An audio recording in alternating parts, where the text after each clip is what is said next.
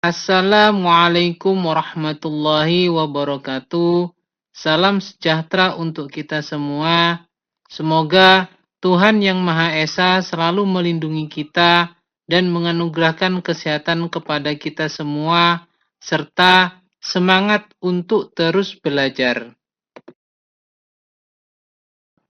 Pada pertemuan kali ini, dalam mata kuliah perencanaan dan mata kuliah pengawasan, pokok bahasan kita adalah berkenaan dengan audit manajemen pemasaran atau lebih dikenal dengan istilah audit pemasaran.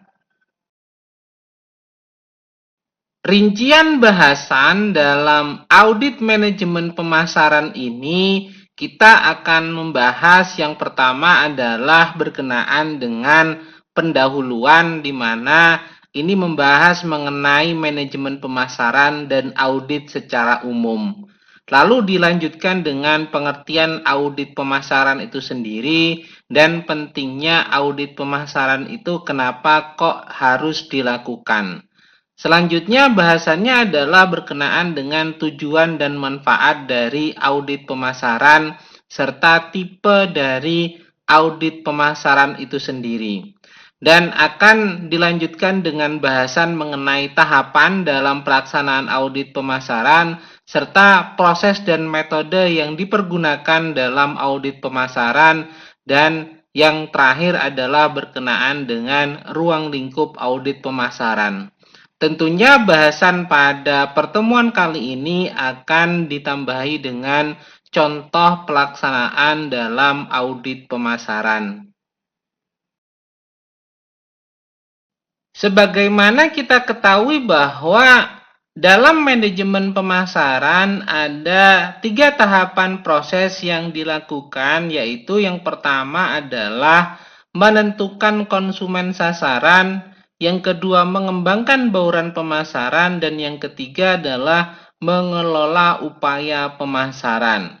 Terkait dengan penentuan konsumen sasaran, dalam hal ini perusahaan harus memilih segmen terbaik yang akan dilayani dan merancang strategi yang tepat untuk memperoleh laba yang tinggi dalam melayani segmen pasar tersebut.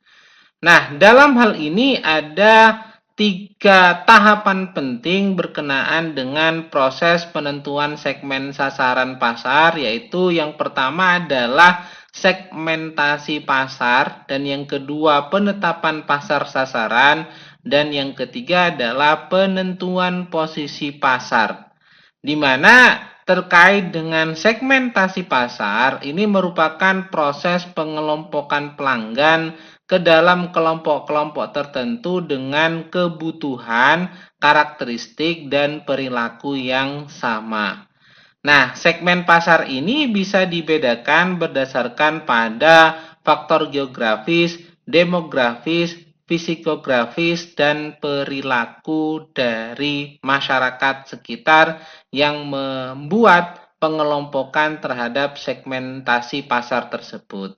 Sedangkan terkait dengan penetapan pasar sasaran, ini merupakan proses untuk mengevaluasi setiap daya tarik segmen pasar dan memilih satu atau lebih segmen yang akan dimasuki.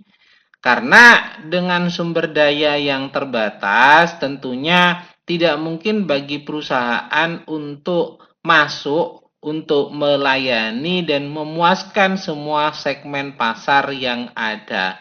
Sehingga dalam hal ini perlu memilih salah satu atau lebih dari segmen pasar yang tersedia sebagai pasar sasaran. Sedangkan penentuan posisi pasar ini sebenarnya mengatur suatu produk untuk menempati tempat yang jelas, berbeda, dan diinginkan relatif terhadap produk-produk saingannya di dalam pikiran konsumen sasaran. Oleh karena itu, identifikasi terhadap keunggulan bersaing merupakan hal yang pertama yang harus dilakukan perusahaan untuk dapat memutuskan posisi produknya. Itu merupakan proses pertama dalam manajemen pemasaran, yaitu menentukan konsumen sasaran. Selanjutnya yang kedua yaitu mengembangkan bauran pemasaran, di mana bauran pemasaran ini merupakan seperangkat variabel pemasaran yang dapat dikendalikan dan dapat dipadukan untuk menghasilkan tanggapan yang diinginkan di dalam pasar sasaran.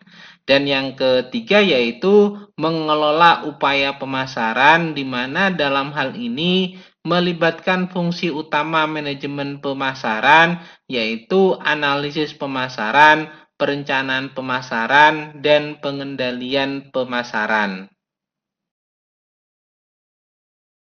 Sedangkan terkait dengan program audit, ini sebenarnya memberikan landasan yang sistematis dalam audit, sehingga pelaksanaan audit ini dapat berjalan sesuai dengan yang direncanakan. Program audit ini dibuat untuk setiap tahapan audit sesuai dengan informasi yang diinginkan untuk diperoleh pada setiap tahapan tersebut. Sehingga program audit ini menyusun yang namanya program kerja audit, di mana program kerja audit ini memuat beberapa pertanyaan penting untuk mendapatkan data atau informasi sesuai dengan tujuan audit yang telah ditentukan. Sehingga program kerja audit ini tentunya juga dibutuhkan dalam pelaksanaan untuk melakukan audit pemasaran. Ketika kita menyinggung mengenai audit pemasaran atau audit manajemen pemasaran, maka kita harus mengetahui terlebih dahulu apa yang dimaksud dengan audit manajemen pemasaran tersebut. Audit manajemen pemasaran atau biasa disebut dengan istilah audit pemasaran, ini merupakan pengujian dengan komprehensif, sistematis, independen, dan dilakukan secara periodik terhadap lingkungan pemasaran, tujuan, strategi, dan aktivitas perusahaan atau unit bisnis untuk menentukan area permasalahan yang terjadi serta merekomendasikan rencana tindakan untuk meningkatkan kinerja pemasaran perusahaan. Dalam hal ini, audit manajemen pemasaran ini merupakan proses mengevaluasi dan menganalisis mengenai aktivitas pemasaran dari suatu perusahaan untuk dapat melakukan identifikasi mengenai kekuatan dan kelemahan dalam strategi pemasaran yang dilakukan. Audit manajemen pemasaran atau juga dikenal dengan audit pemasaran juga dimaknai sebagai kegiatan pemeriksaan terhadap segenap program pemasaran pada suatu perusahaan atau unit bisnis secara komprehensif, sistematis, independen, dan berkala yang terbukti ampuh untuk menepis fenomena-fenomena yang terjadi di pasar dengan memberikan pendekatan yang terstruktur terhadap pengumpulan dan analisis data atau informasi pada lingkungan bisnis yang kompleks, dan selanjutnya dapat ditindaklanjuti dengan melakukan langkah-langkah korektif sehingga efektivitas program-program pemasaran itu dapat tercapai. Nah, itulah beberapa definisi atau pengertian dari audit manajemen pemasaran atau lebih dikenal dengan istilah audit pemasaran. Audit manajemen pemasaran ini sebenarnya meninjau isu-isu seperti pelanggan dan target persaingan pasar pada umumnya, serta situasi internal dari perusahaan tersebut untuk mengukur kekuatan dan kelemahan dalam sistem atau strategi pemasaran yang dilakukan. Audit manajemen pemasaran ini menggunakan pendekatan terstruktur untuk pengumpulan dan analisis informasi dan data tentang lingkungan internal dan eksternal, termasuk informasi tentang bisnis dan iklim ekonomi, pasar, persaingan, pesaing utama, dan kinerja perusahaan dengan tujuan untuk melihat seberapa baik perusahaan dalam menerapkan konsep pemasarannya untuk menciptakan nilai bagi konsumennya dalam menciptakan laba sebagaimana yang diharapkan oleh perusahaan.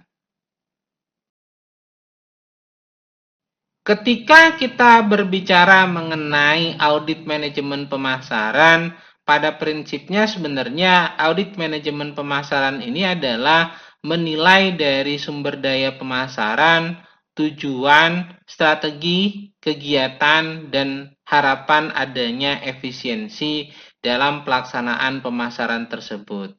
Nah, endingnya adalah menganalisis tujuan dan memahami apa itu bisnis yang sebenarnya dijalankan oleh perusahaan dan memungkinkan bagi manajemen untuk membuat keputusan mengenai arah pemasaran perusahaan di masa mendatang.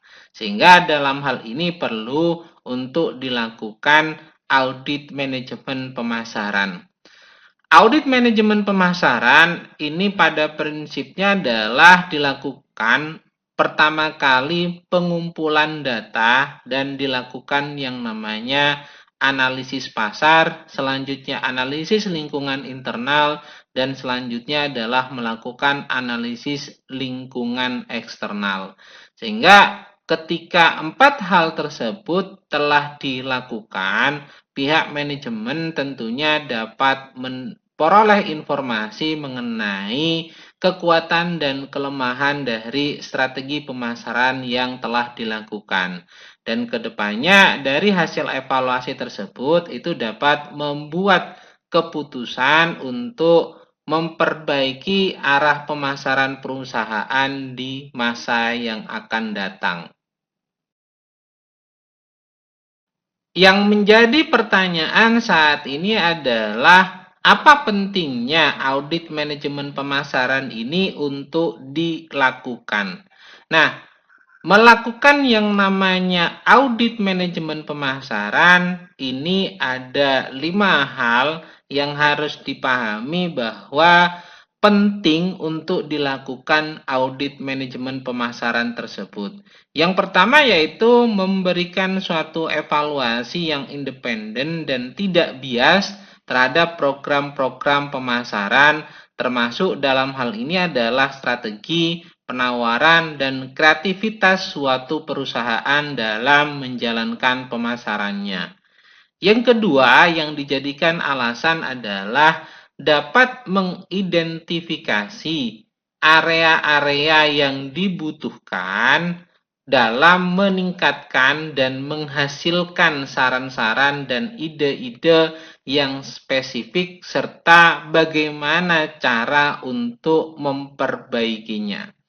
Alasan yang ketiga yaitu identifikasi termasuk beberapa cara untuk memperbaiki respon pemasaran sehingga perlu dilakukan yang namanya audit manajemen pemasaran yang berfungsi untuk mengidentifikasi terhadap kekuatan dan kelemahan dari program-program pemasaran yang telah dilakukan. Alasan yang berikutnya yang keempat yaitu memberikan sebuah perusahaan ini mengenai ide-ide baru yang segar, teknik-teknik dan arah baru pada masa mendatang dengan adanya inputan dari hasil audit manajemen pemasaran tersebut. Dan yang terakhir, yang kelima yaitu membantu perusahaan secara periodik dalam menganalisis upaya pemasaran, membuat dan merevisi pendekatan pemasaran untuk menghasilkan yang lebih baik kembali dari hasil sebelumnya. Nah, itulah alasan mengapa penting untuk dilakukannya audit manajemen pemasaran. Sedangkan mengenai tujuan dan manfaat dari pelaksanaan audit manajemen pemasaran yaitu untuk tujuannya ini sebenarnya adalah untuk mengidentifikasi ancaman-ancaman pemasaran yang dihadapi oleh perusahaan dan merencanakan perbaikan yang diperlukan untuk mengeliminasi ancaman tersebut. Sedangkan manfaat dari pelaksanaan audit manajemen pemasaran ini berupa hasil audit yang dapat memberikan gambaran secara objektif tentang kinerja pemasaran perusahaan dan berbagai kekurangan yang terjadi dalam pengelolaan upaya pemasaran yang masih memerlukan perbaikan. Sedangkan terkait dengan tipe dari audit manajemen pemasaran itu sendiri ada dua, yaitu audit fungsional atau audit menyeluruh, di mana audit fungsional yang juga dikenal dengan istilah audit vertikal ini merupakan audit yang dilakukan terhadap beberapa aktivitas dari Departemen Pemasaran seperti periklanan atau penjualan dan membuat analisis terhadap bagian-bagian yang diaudit tersebut.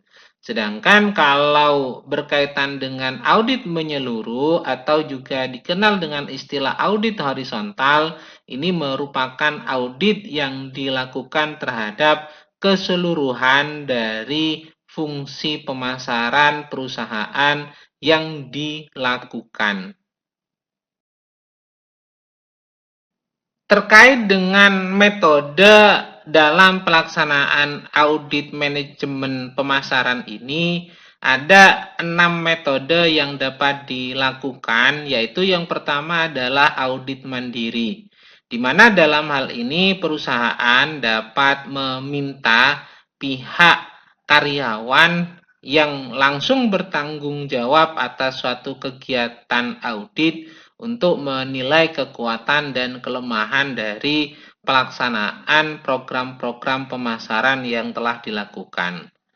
Metode yang kedua yang dapat dilakukan yaitu menjadikan semua fungsi yang sama itu sebagai auditor, di mana dalam hal ini perusahaan dapat menetapkan orang-orang yang memiliki kegiatan terkait di tingkat fungsi yang sama untuk menjadi auditor sehingga dapat mengevaluasi mengenai program pemasaran yang telah dilakukan oleh perusahaan.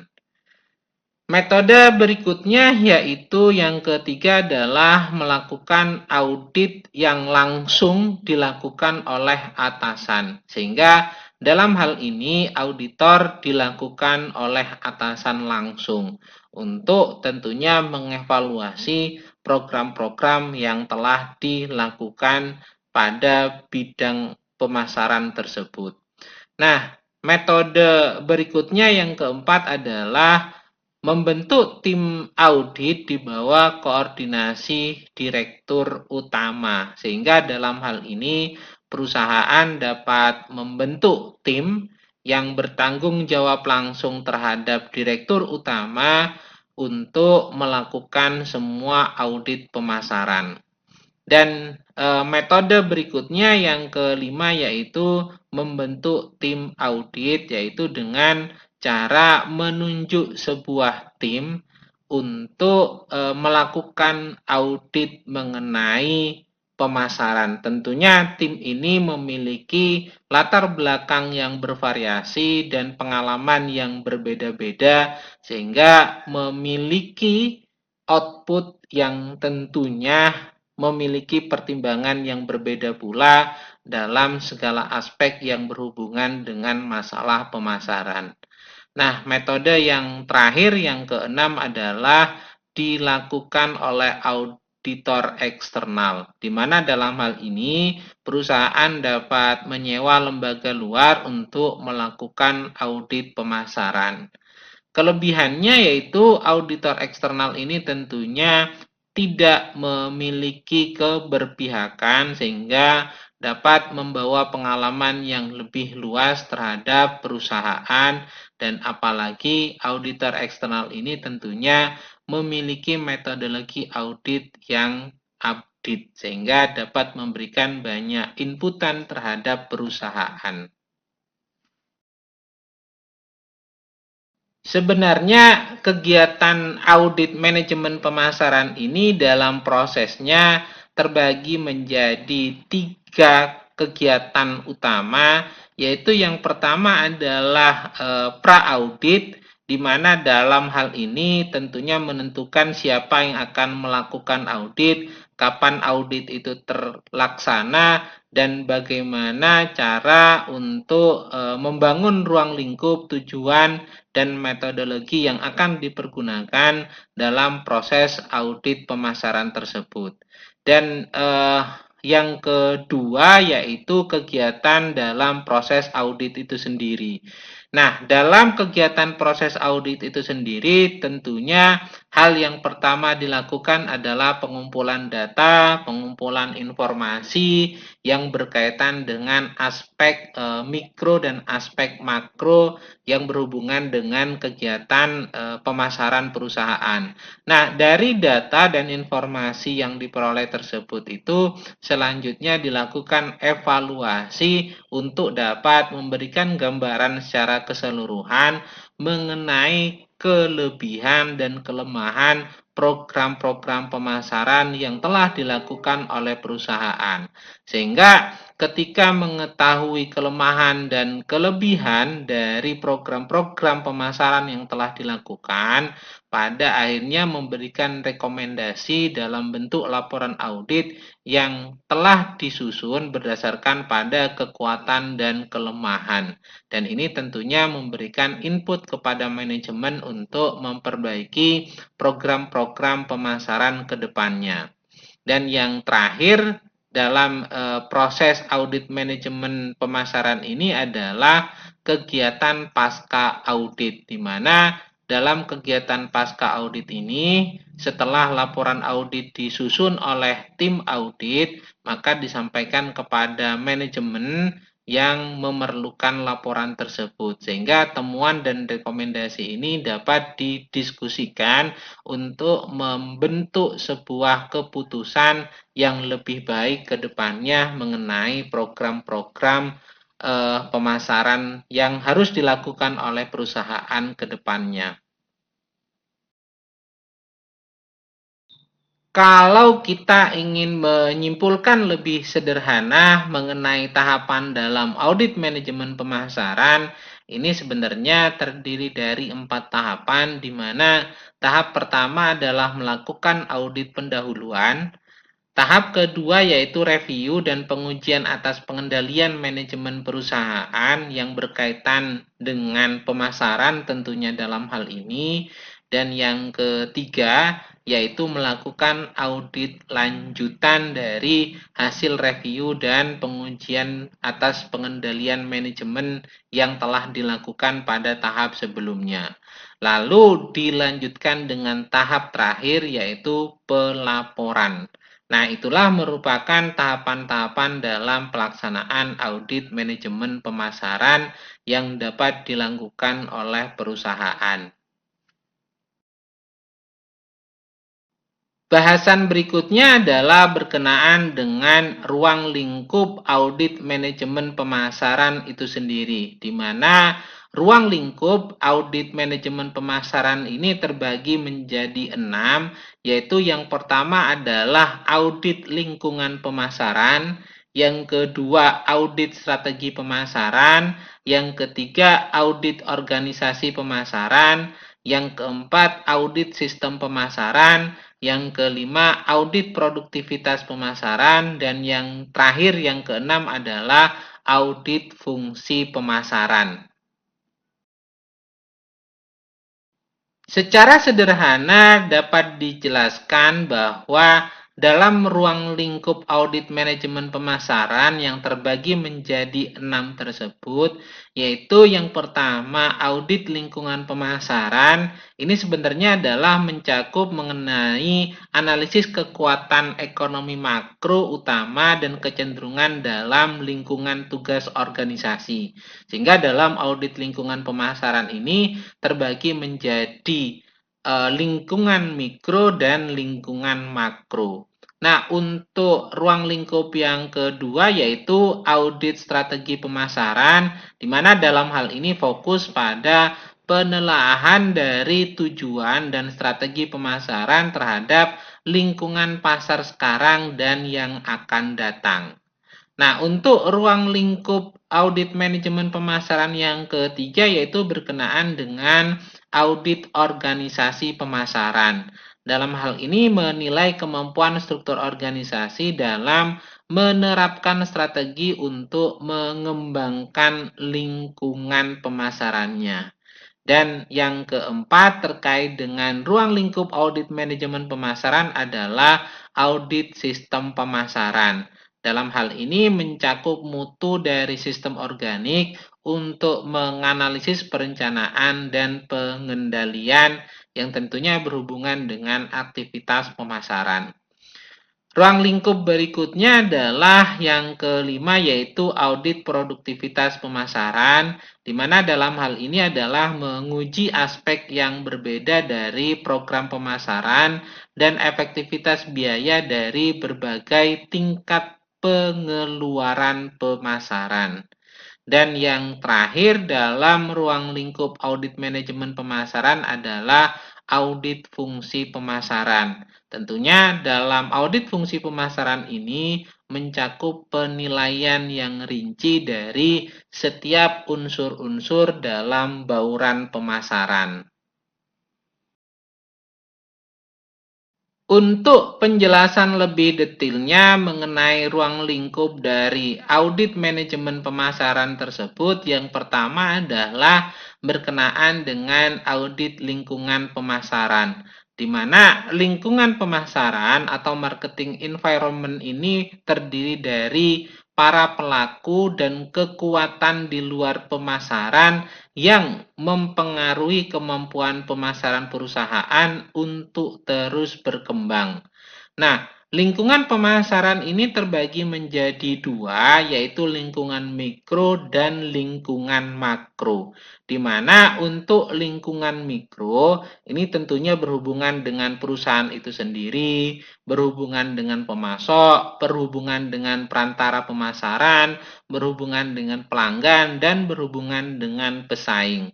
Sedangkan terkait dengan lingkungan makro, ini merupakan lingkungan alam, lingkungan teknologi, lingkungan politik, dan lingkungan budaya yang semuanya itu tentunya berpengaruh terhadap pemasaran perusahaan.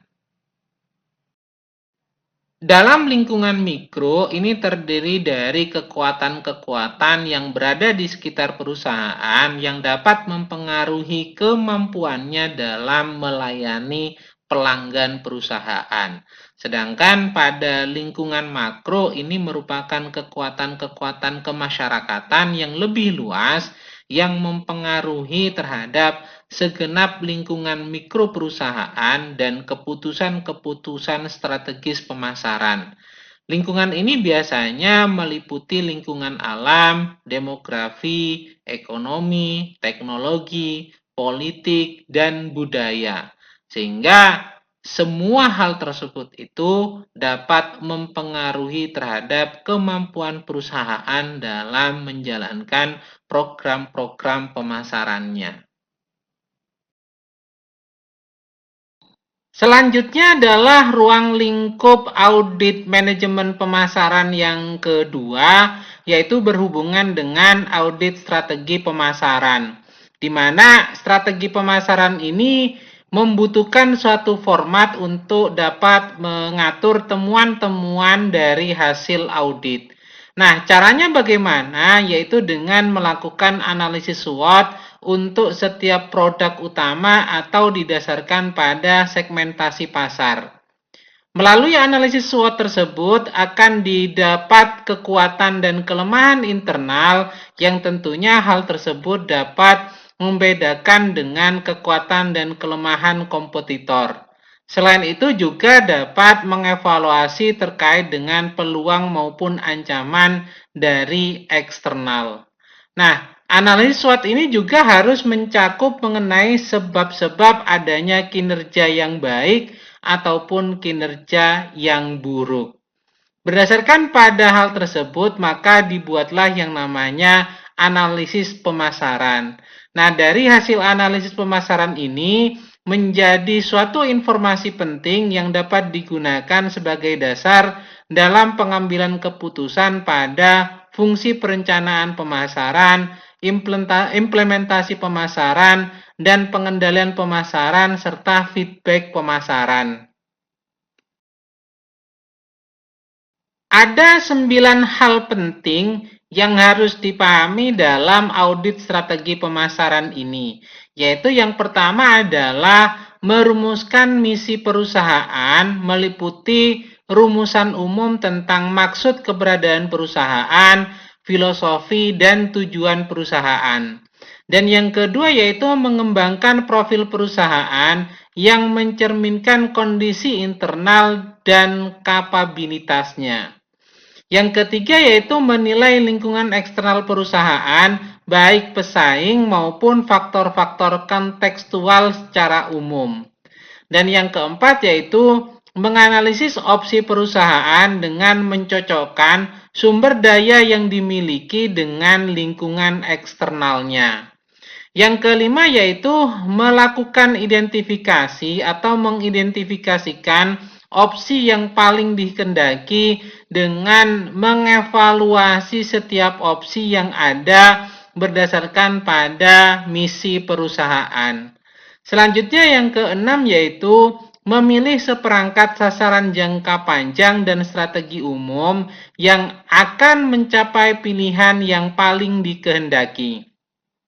Yang nomor 7 yaitu mengembangkan sasaran tahunan dan strategi jangka pendek yang sesuai dengan sasaran jangka panjang dan strategi umum yang dipilih. Selanjutnya yang ke-8 yaitu mengimplementasikan pilihan strategi dengan cara mengalokasikan sumber daya anggaran yang menekankan pada kesesuaian antara tugas, sumber daya manusia, struktur, teknologi, dan sistem imbalan.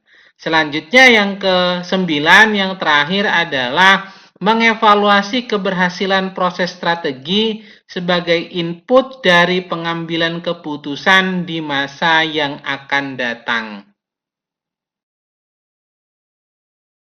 Selanjutnya, ruang lingkup yang ketiga dalam audit manajemen pemasaran adalah berkenaan dengan audit organisasi pemasaran.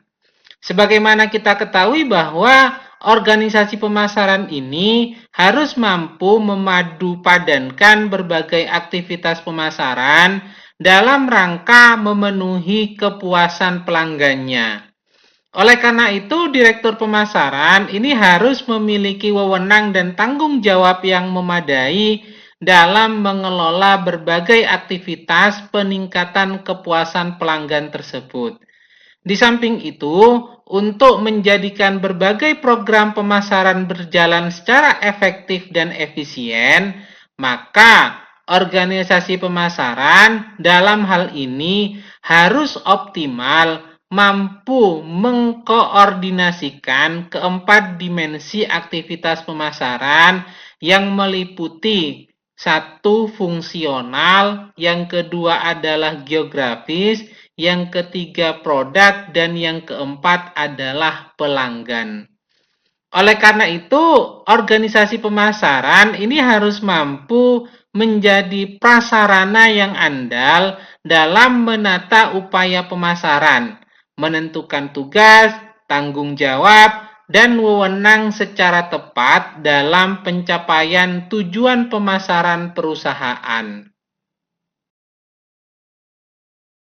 Audit organisasi pemasaran ini dilakukan sebenarnya untuk menilai kemampuan organisasi pemasaran dalam mencapai tujuan perusahaan. Audit ini menentukan kemampuan dari tim pemasaran untuk secara efektif berinteraksi dengan bagian-bagian lain dalam perusahaan seperti R&D atau leadbank, bagian keuangan, bagian pembelian, dan lain sebagainya yang berfungsi untuk mendukung aktivitas dari pemasaran tersebut. Nah, biasanya bentuk organisasi pemasaran yang paling umum itu terdiri dari para spesialis fungsional yang melaporkan ke wakil presiden pemasaran atau ke direktur pemasaran yang mengkoordinasikan kegiatan mereka dalam aktivitas pemasaran. Ada bagian administrasi pemasaran, ada bagian periklanan dan promosi, ada bagian penjualan, ada bagian riset pemasaran, dan juga ada yang berhubungan dengan produk baru yang menjadi tanggung jawab dari pemasaran tersebut.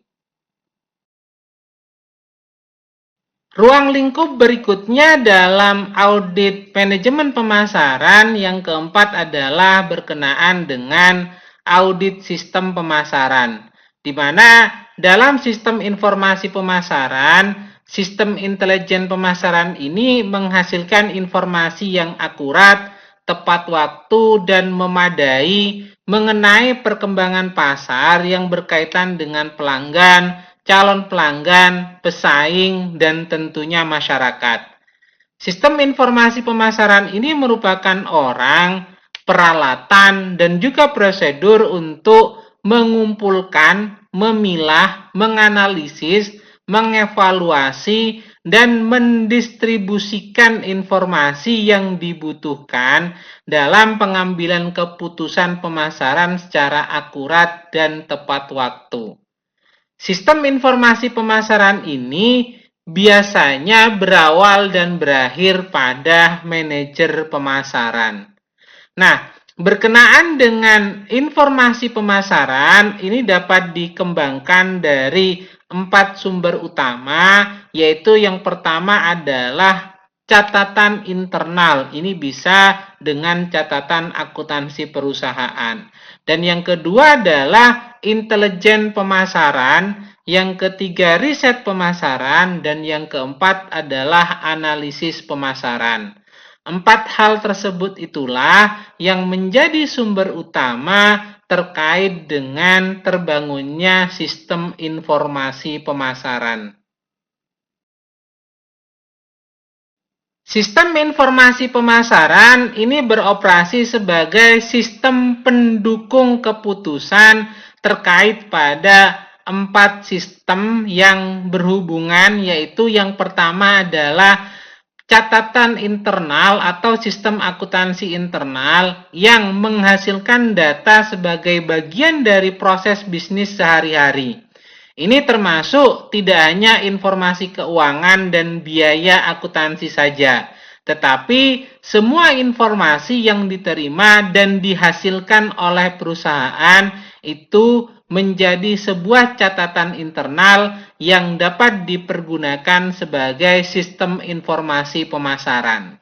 Dan yang kedua yaitu sistem intelijen pemasaran yang dalam hal ini menghasilkan informasi internal melalui proses pengelolaan dan administrasi bisnis. Jenis informasi yang ini mengacu pada informasi tidak resmi dari penelitian pemasaran, seiring dengan adanya mekanisme yang dijalankan dalam intelijen pemasaran tersebut. Ini biasanya sering dibuat dalam model kepanitiaan. Nah, hal ini dapat digambarkan sebagai prosedur dan sumber informasi yang digunakan oleh manajer untuk memperoleh informasi harian mengenai perkembangan di lingkungan pemasaran. Nah, yang ketiga terkait dengan sistem yang dipergunakan dalam sistem informasi pemasaran adalah sistem riset pemasaran, di mana dalam sistem riset pemasaran ini menggunakan data sekunder dan juga menggunakan data primer. Dan yang terakhir, yang keempat adalah sistem analisis pemasaran yang merupakan bagian akhir dari sistem informasi pemasaran secara keseluruhan. Nah, dalam hal ini sebenarnya tidak menghasilkan data baru, tetapi mengambil dari 3 komponen lainnya dan meningkatkan nilai dari hal tersebut. Dalam artian bahwa sistem analisis pemasaran ini terbentuk dari sistem akuntansi atau catatan internal, sistem intelijen pemasaran, dan adanya sistem riset pemasaran. Sehingga dapat ditingkatkan nilainya dengan adanya sistem analisis pemasaran tersebut. Ada 4 karakteristik terkait dengan suatu informasi pemasaran dianggap bermanfaat dalam audit sistem pemasaran ini. Yang pertama adalah relevan, di mana informasi ini dapat mempengaruhi keputusan manajemen, yaitu memiliki dampak yang berbeda pada pengambilan keputusan bisnis. Karakteristik yang kedua yaitu bersifat cukup, di mana informasi ini tersedia dalam jumlah yang cukup dan teruji keakuratannya. Yang ketiga terkait dengan karakteristik yang harus terpenuhi agar suatu informasi pemasaran ini bermanfaat, yaitu kompeten, di mana hal ini diperoleh dari sumber yang dapat dipercaya dan dari proses pengolahan atau proses analisis data yang tepat. Dan yang terakhir yaitu efisien, di mana informasi ini harus diperoleh secara efisien. Pertimbangan biaya dan manfaat atau cost and benefit ini tetap harus dijadikan dasar untuk menilai suatu informasi. Ruang lingkup berikutnya dalam audit manajemen pemasaran yang kelima adalah audit produktivitas pemasaran, di mana audit ini menganalisis produktivitas dan profitabilitas dari sebuah produk, kelompok pelanggan, atau unit analisis yang lain di dalam pemasaran. Analisis biaya pemasaran ini merupakan salah satu metode untuk menganalisis profitabilitas dan produktivitas pemasaran.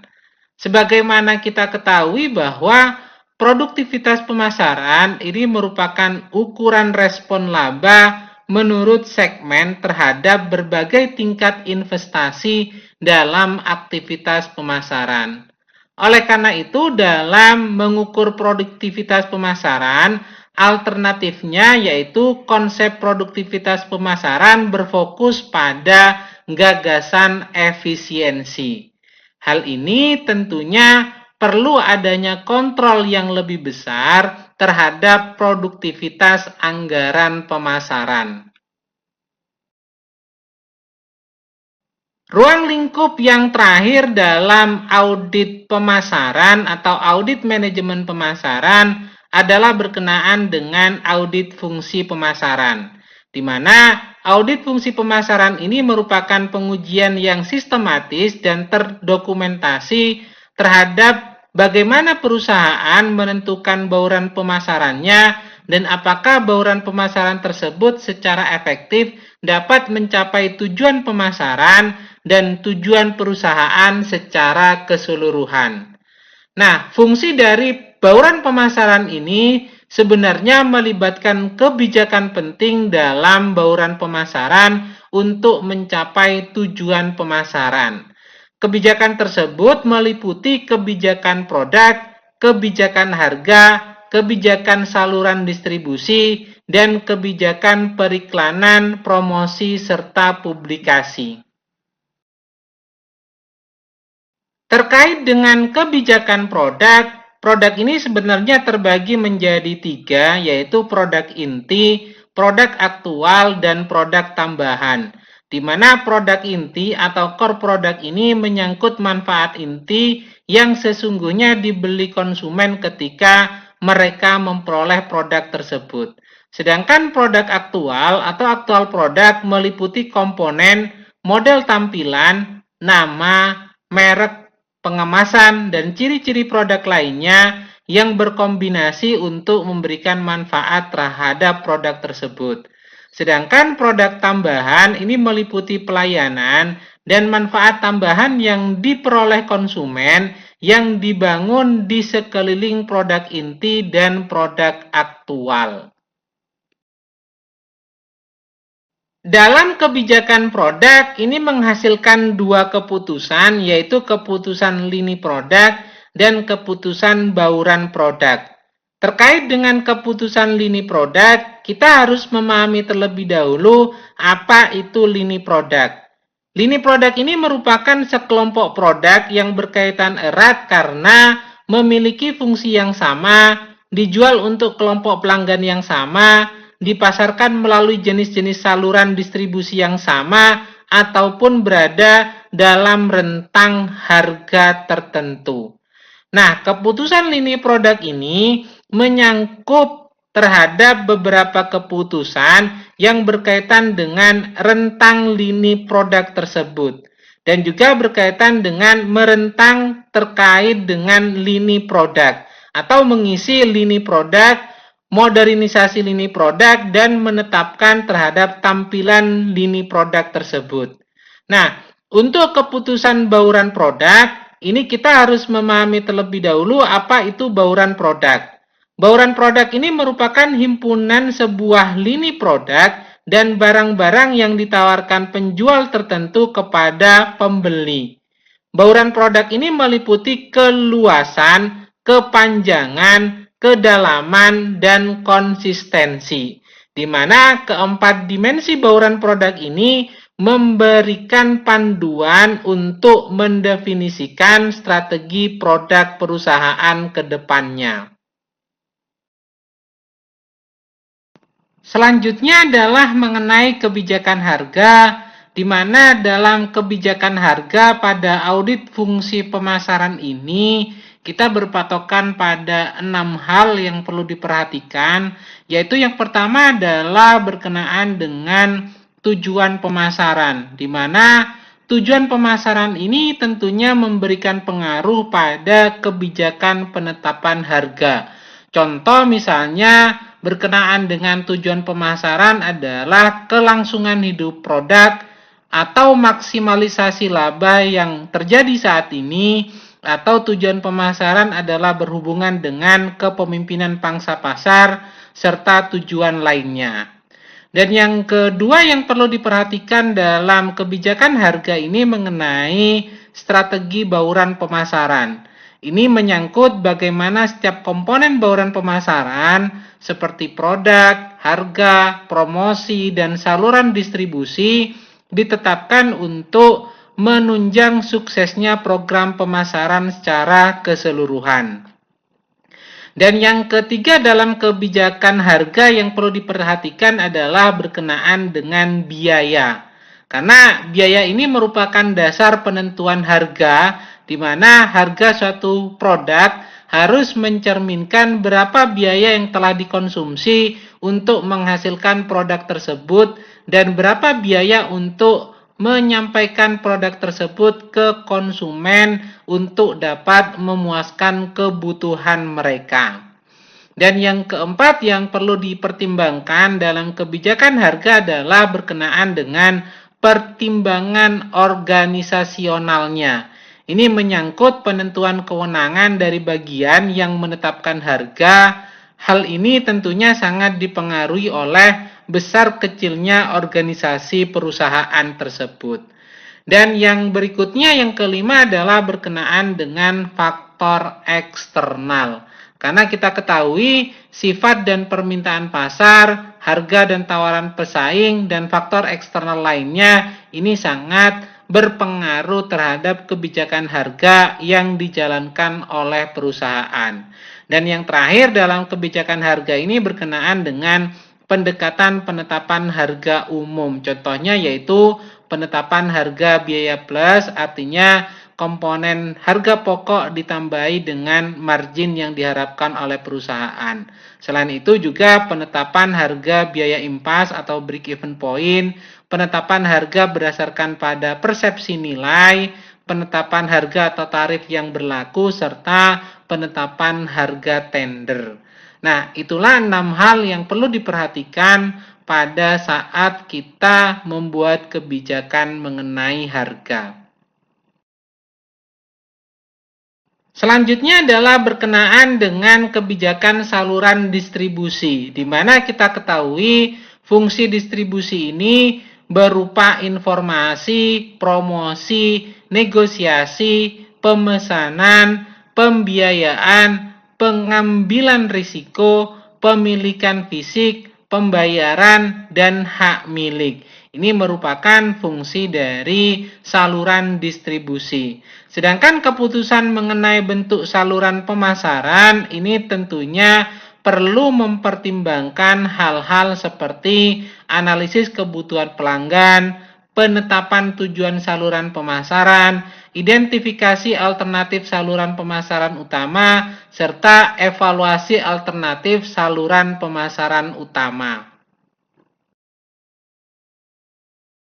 Dan yang terakhir dalam audit fungsi pemasaran adalah berkenaan dengan kebijakan periklanan, promosi, dan publikasi. Di mana kita ketahui bahwa kegiatan tersebut yaitu periklanan, promosi, dan publikasi ini sebenarnya komunikasi yang harus dijalankan untuk memberikan informasi mengenai produk atau jasa kepada calon konsumen.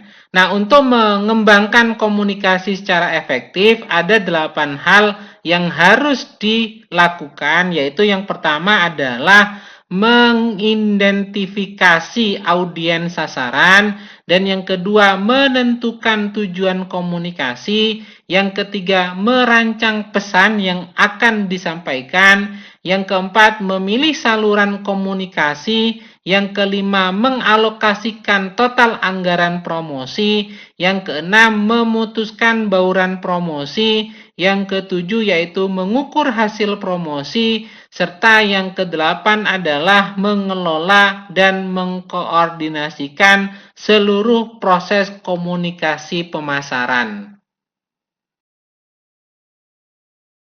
Selanjutnya yang terakhir dari materi audit manajemen pemasaran, ini adalah contoh pelaksanaan audit manajemen pemasaran, di mana contohnya yaitu pelaksanaan audit manajemen pemasaran pada Rumah Makan Indonesia Selera Nusantara.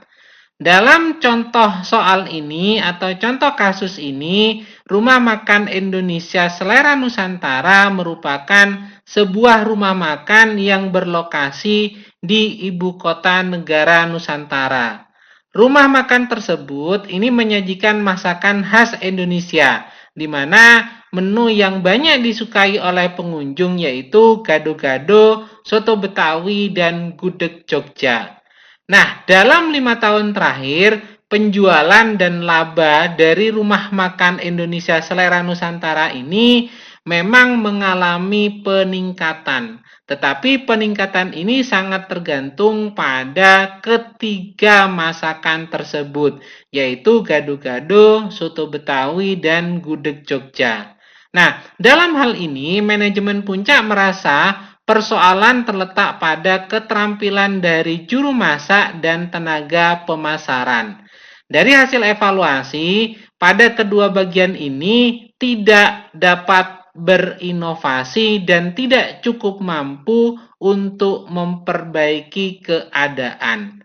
Oleh karena itu, manajemen Puncak merencanakan untuk menyewa pelatih juru masak dan tenaga pemasaran. Masing-masing untuk melatih yaitu juru masak dan tenaga pemasaran. Akan tetapi, sebelum melaksanakan rencana tersebut, manajemen Puncak memutuskan untuk terlebih dahulu menyewa konsultan pemasaran untuk melakukan audit pemasaran. Dalam kegiatan audit manajemen pemasaran, auditor mewawancarai manajer, pelanggan, perwakilan penjualan, dan meneliti berbagai data yang ada. Sehingga dari hasil tersebut ada beberapa temuan auditor, yaitu yang pertama adalah lini produk perusahaan ini sebenarnya terdiri dari 20 item produk. Ketiga menu yang menjadi leader atau lokomotif dari produk lainnya yaitu gado-gado, soto Betawi, dan gudeg Jogja. Dan ini sudah memasuki siklus hidup produk pada level dewasa.